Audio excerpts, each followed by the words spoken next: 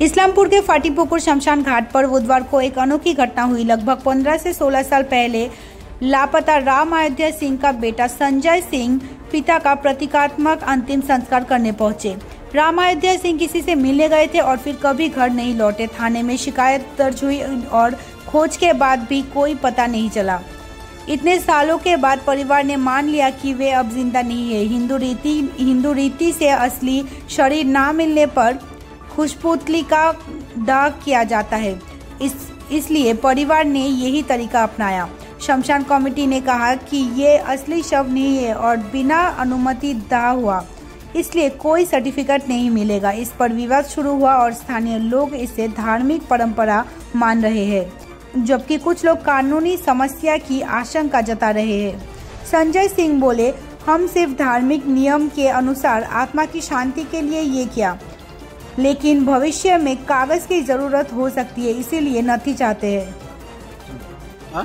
संजय सिंह এমনি ডাক নাম কি? এমনি ডাক নাম মানুষের বলে নাম কি ডাকে? নাম কি? বললাম কালকে শ্মশানে গিয়েছিলেন? হ্যাঁ গেছিলাম। কোন শ্মশান? যে ফাটিপুকুর। কি করতে গিয়েছিলেন? আমার বাবার মানে ইয়ে জ্বালানোর জন্য গেছিলাম। আপনার বাবাকে? হ্যাঁ। আচ্ছা কিভাবে গেলেন, কি হয়েছিল? বাবা উনি আমার হারাই গেছে। আচ্ছা আজকে 15-16 বছর আগে। হারানোর পরে আমি থানায় ডায়েরি দিয়েছিলাম, কোনো খোঁজ খবর পাই নাই। না পাওয়ার কারণে আজকে অনেক দিন হয়ে গেল। ওই জন্য আমি উনার মানে একটা পুতলা বানায় ওনাকে গেছিলাম কাজ করতে। জ্বালাতে গেছিলেন, সৎকার করতে গেছিলেন? হ্যাঁ, সৎকার করতে। কত বছর হলো আপনার বাবা? ওই 15-16 বছর হয়ে গেল। কি নাম আপনার বাবার? রাম অযোধ্যা সিং। রাম অযোধ্যা সিং। আচ্ছা সিং। আচ্ছা তো ওখানে শ্মশানে গিয়েছিলেন, তারপর শ্মশান কর্মীদের সাথে কথা বলছিলেন, কি বলছিলেন?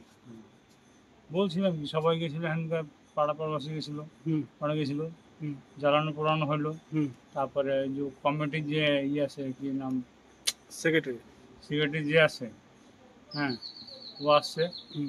আসার পরে বললো ঠিক আছে, ওখানে যেটা দিতে হয় ওটা দেওয়ার কথা বললো। আমি ঠিক আছে দেওয়া যাবে। 2100 টাকা। তো ওখানে মানে আপনার বাবার মানে কি পুতুল নিয়ে গেছিলেন নাকি? হ্যাঁ পুতলা বানিয়ে নিয়েছিলাম। পুতলা বানিয়ে নিয়ে গেছিলেন।